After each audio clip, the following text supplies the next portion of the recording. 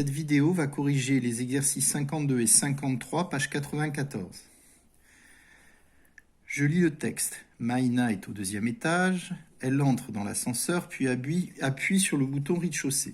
Mais au lieu de descendre, l'ascenseur se met à monter, à descendre n'importe comment.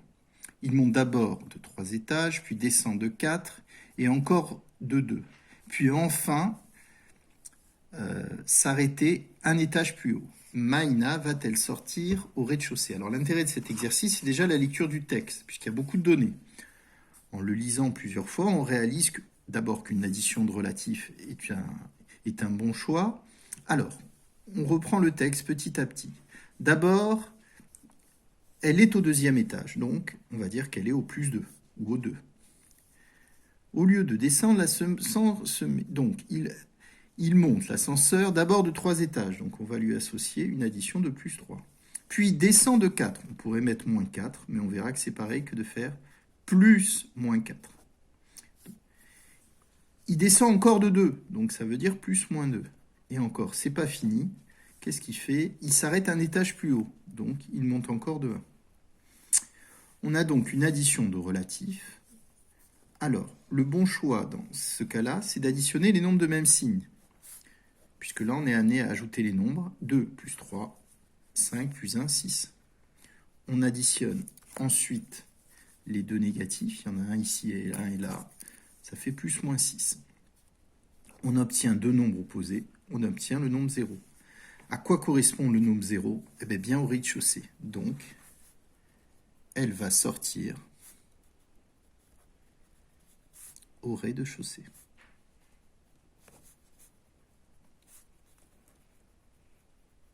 Ceci achève cet exercice. On arrive maintenant au 53. La première question. Gabrielle pense à un nombre, puis lui ajoute moins 6. Elle obtient 15. Quel est ce nombre? Alors, il faut traduire cette phrase par, une équation ou une égalité en tout cas.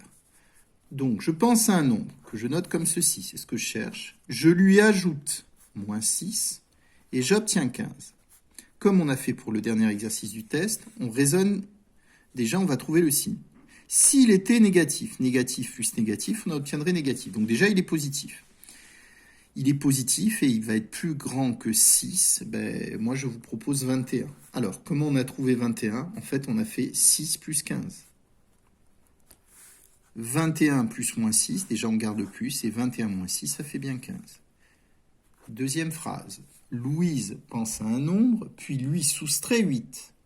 Elle obtient moins 5. Quel est ce nombre? Donc, toujours pareil, le nombre cherché, je le mets comme ceci. Elle lui soustrait 8 et elle obtient moins 5. Même raisonnement. Alors, là, le bon choix, quelque chose moins 8 égale moins 5. Alors, s'il était plus grand que... Alors, déjà, s'il était négatif, négatif moins négatif, alors, c'est à la limite de ce qu'on a appris, mais ça donnerait un négatif, mais plus grand que 8. Alors, le bon choix, c'est un positif. Alors, en testant un peu, alors, on va mettre un positif, si on met 3.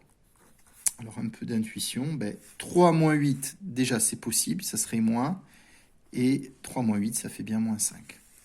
Le dernier, on l'expliquera davantage quand on l'a vu la négation, donc il est à la limite de ce qu'on a vu, mais je le fais quand même. Paul pense à un nombre, puis lui soustrait moins 9. Il obtient moins 2. Quel est ce nombre? Alors ça, on l'apprendra.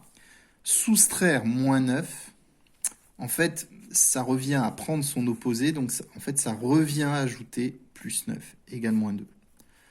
Alors là, il faut un nombre qui est ajouté à 9 dans moins 2. Déjà, il est négatif. Il va être plus grand que 9. Alors le bon choix, en fait, ça va être moins 11. Alors d'où sort le 11? C'est 9 plus 2. Si on met moins 11 plus 9, les signes sont différents. On prend le moins puisque 11 est plus grand que 9. Et 11 moins 9 égale 2. Ceci achève la vidéo.